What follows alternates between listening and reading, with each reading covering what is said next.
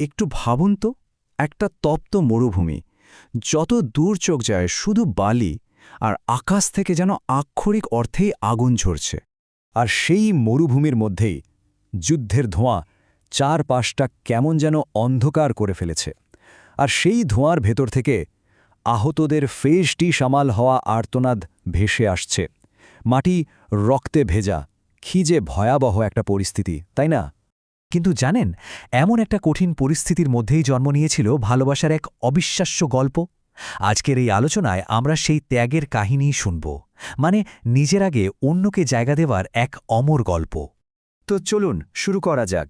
যুদ্ধটা শেষ হয়েছে ঠিকই, কিন্তু পেছনে যা রেখে গেছে তা এক কথায় করুণ। চারিদিকে শুধুই ধ্বংসস্তূপ আর মানুষের হাহাকার। আর সেই যুদ্ধক্ষেত্রেই কয়েকজন সাহাবী মানে নবীজির সঙ্গীরা মাটিতে পড়েছিলেন, মারাত্মকভাবে আহত। কিন্তু সব আঘাতের চেয়েও বড় কষ্টটা ছিল তৃষ্ণার। পানির অভাবে তাদের ঠোঁট শুকিয়ে একেবারে কাঠ, প্রাণটা কোনোমতে ধুকপুক করছে।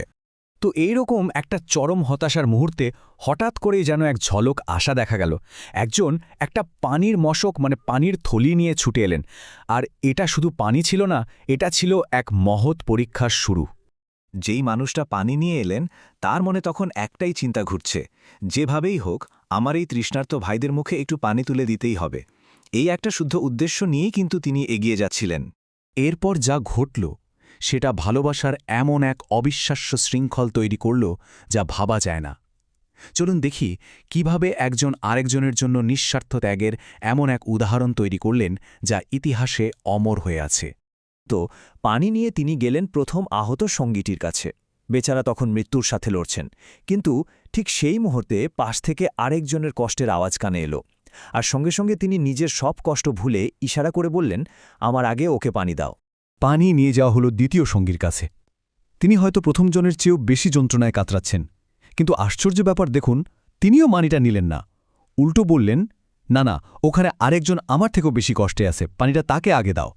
আর ঠিক এভাবেই পানিটা পৌঁছাল তৃতীয় জনের কাছে। কিন্তু তিনিও একই কাজ করলেন। নিজের তৃষ্ণার কথা একদম ভুলে গিয়ে ইশারা করলেন আগে অন্যকে। ভাবা যায়, এই ভালোবাসার শৃঙ্খলটা চলতেই থাকল। কিন্তু এই অবিশ্বাস্য ত্যাগের শেষটা কেমন ছিল? গল্পটা এবার এক খুব করুণ সত্যের দিকে মোড় নেবে।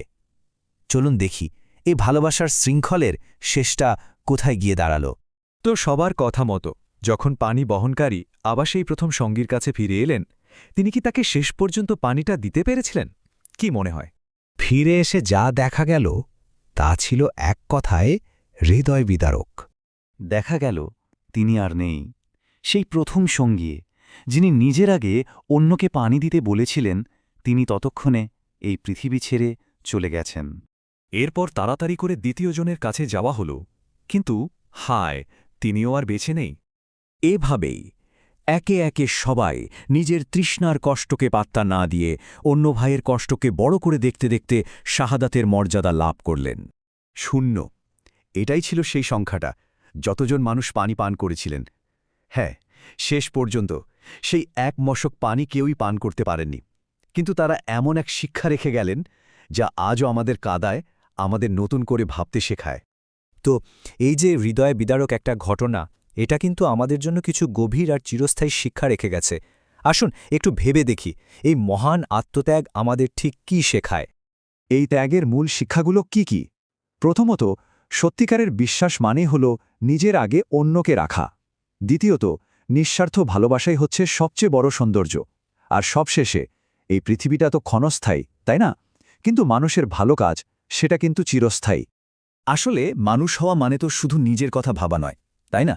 বরং অন্যের কষ্টটা নিজের মনে অনুভব করা, এটাই তো আসল মনুষ্যত্ব। এই অসাধারণ ভাবনাটাই হয়তো এই পুরো ঘটনার সবচেয়ে বড় শিক্ষা। আর এই গভীর উপলব্ধিটা দিয়েই আজকের আলোচনা আমরা এখানেই শেষ করছি।